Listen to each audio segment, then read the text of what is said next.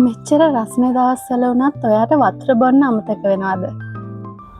ඉතින් මටත් කාලයක් මෙන්න මේ ප්‍රශ්නේ තිබුණා. වතුර බොන්න ඕනි කියලා කොච්චර හිතුවත් බොන්න වෙන්නේ නැහැ.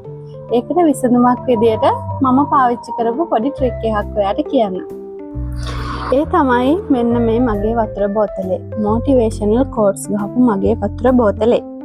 මේකේ තියෙනවා වතුර බොන්න ඕන ටයිම් එකත් මතක් කරලා මේ විදියට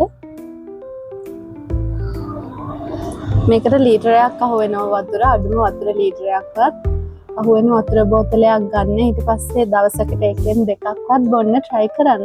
මම නම් try කරනවා මේකෙන් තුනක්වත් හැමදාම බොන්න. හැබැයි දෙකයි ගොඩක් දවසට බොන්න වෙන්නේ. හැබැයි මම හැමදාම උත්සාහ කරනවා මේ බෝතලෙන් වතුර බොන්න. එතකොට ඒක හැබිට් එකක් වෙලා දැන් මේ වගේ රස්නේ දවසකට විතරක් නෙවෙයි වතුර කියන්නේ අපිට හැම දවසකම ඕන වෙන දෙයක්. ඉතින් ඔයත් මේ ට්‍රික් එක try කරලා බලන්න. මොටිවේෂනල් කෝට්ස් ගහපු වතුර බෝතලයක් අරගෙන බලන්න ඔයාට වතුර බොන එක මතක් වෙනවද කියලා.